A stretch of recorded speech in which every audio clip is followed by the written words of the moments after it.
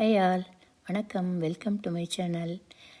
இன்றைக்கி நம்ம நவராத்திரி வெள்ளிக்கிழமையில் போடுறதுக்கு ஒரு ஹிருதய கமல கோலம் நான் சொல்லித்தர போகிறேன். நிறையா பேருக்கு தெரிஞ்சிருக்கும், தெரியாதவா பார்த்து தெரிஞ்சுக்கோங்க. ஈஸியான மெத்தட் அது. நம்ம வெள்ளிக்கிழமைகளில் ஹிருதய கமலம் போட்டால் மகாலட்சுமியோட அருள் பரிபூர்ணமாக கிடைக்கும் அப்படின்னு சொல்லுவாள். அதுலேயும் நவராத்திரி வெள்ளிக்கிழமையில் போட்டால் ரொம்ப விசேஷம் தானே. அதனால தான் நான் சொல்லி கொடுக்குறேன். பார்த்து பயனடைங்கோ, நீங்களும் போட்டு பாருங்கோ. இப்போ ஆரம்பிக்கலாம். முதல்ல ஒரு ஸ்ட்ரெயிட் லைனாக 11 புள்ளி வச்சுக்கோங்க. இந்த பக்கம் 5, அந்த பக்கம் 5 விட்டுட்டு நடு ஒரு இதை நல்லா சுழிச்சுக்கோங்க. அதை சென்டர் பாயிண்ட்டாக வச்சுட்டு டாப் சைடில் ஒரு 5 புள்ளியாக நான் காட்டியிருக்கிற மாதிரி வச்சுக்கோங்க. அதை மாதிரி பாட்டம் சைட்லேயும் 5 புள்ளி வச்சுக்கோங்க. இப்போ உங்களுக்கு ஒரு அளவுக்கு புரிஞ்சிருக்கும்னு நினைக்கிறேன்.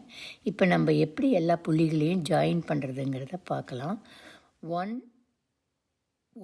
முதல் ஏதாவது ஒரு வரிசையில் 1ஆம் நம்பர் புள்ளியை எடுத்துக்கோங்க. அதுக்கு அடுத்த வரிசையில் 3ஆவது நம்பர் புள்ளியை எடுத்துக்கோங்க, ஜாயின் பண்ணிக்கோங்க.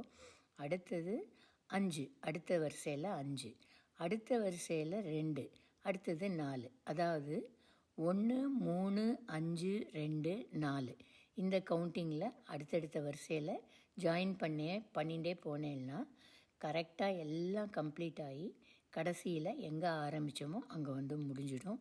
அழகான ஹிருதய கமல கோலம், மகாலட்சுமிக்கு பிடித்தமான ஹிருதய கமல கோலம் நம்மளுக்கு அது வந்துடும்.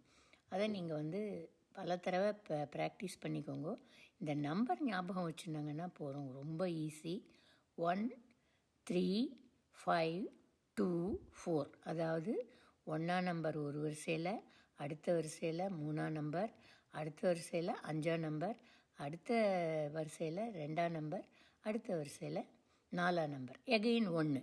இதை மாதிரி சுற்றி சுற்றி சுழண்டு போட்டு நம்ம ஒரே கையால் நான் ஸ்டாப்பாக போடலாம். அதை எல்லாம் பண்ணங்கன்னா கடைசியில் வந்து ஜாயின் பண்ணிவிடும், ஆரம்பித்த இடத்துலையே ஜாயின் பண்ணிவிடும். இது ரொம்ப ஈஸியானது மெத்தட். இது எனக்கு எங்கள் பாட்டி சொல்லி கொடுத்தா நான் பல வருஷங்களாக வெள்ளிக்கிழமையில் போட்டுருக்கேன். அதுவும் நீங்கள் நவராத்திரி வெள்ளிக்கிழமையில் பூஜா ரூமை நல்லா க்ளீன் பண்ணிவிட்டு சுவாமி முன்னால், மகாலட்சுமி முன்னால் இதை போட்டு மகாலட்சுமிக்கு பூஜை பண்ணேன்னா ரொம்ப சிரேஷ்டம். அவளோட பரிபூர்ண ஆசீர்வாதத்தை நம்ம அடையலாம்.